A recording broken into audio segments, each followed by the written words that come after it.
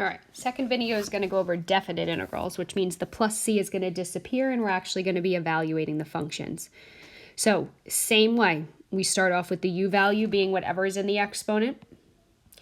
Take the derivative. We don't need the negative, so we're going to bump the negative to the other side. Now the only additional thing is now that we're switching things in terms of u substitution, you have to make sure that you are also switching the parameters.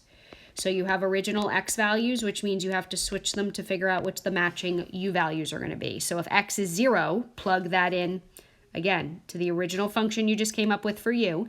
You still get 0. When you plug 1 in, you get -1. So our new parameters are now going from 0 to -1. And you have e to the u negative du. Bump the negative on the outside. Evaluate the integral of e to the u, which is e to the u. Sub in your values, and then again, when you do your homework sheets, what I want you to do is leave your answer in terms of e. I do not want the decimal version. So just make sure that you are leaving your answers in terms of e. The same would go if you have natural log left over. Obviously on a test or a quiz, if we run into an issue where we have to round, then obviously you have the calculator for that. But for me on homework, I want you to stop at leaving your answer in terms of e or in terms of natural log.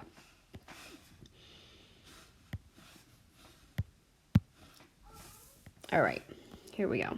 The last two. All right, so in this case with B, the issue is you have two e's.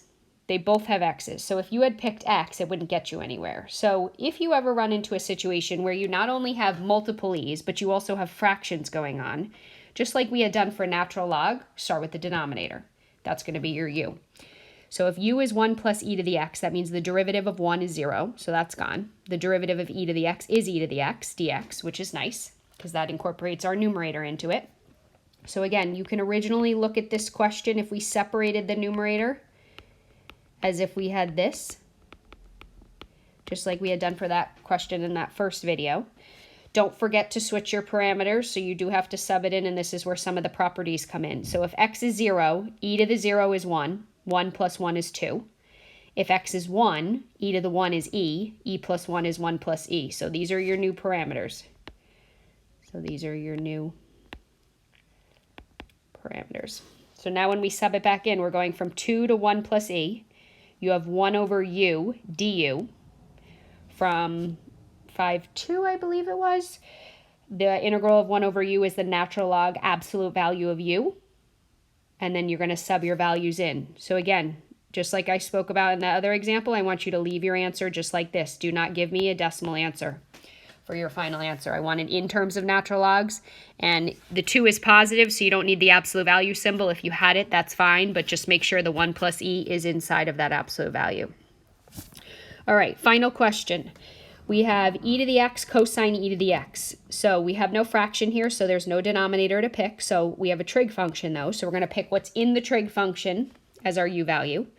The derivative of e to the x is e to the x. Don't forget that you have to switch your parameters. So originally we were going from -1 to 0. Now when we sub them in, we're now going to be going from 1 over e to 1.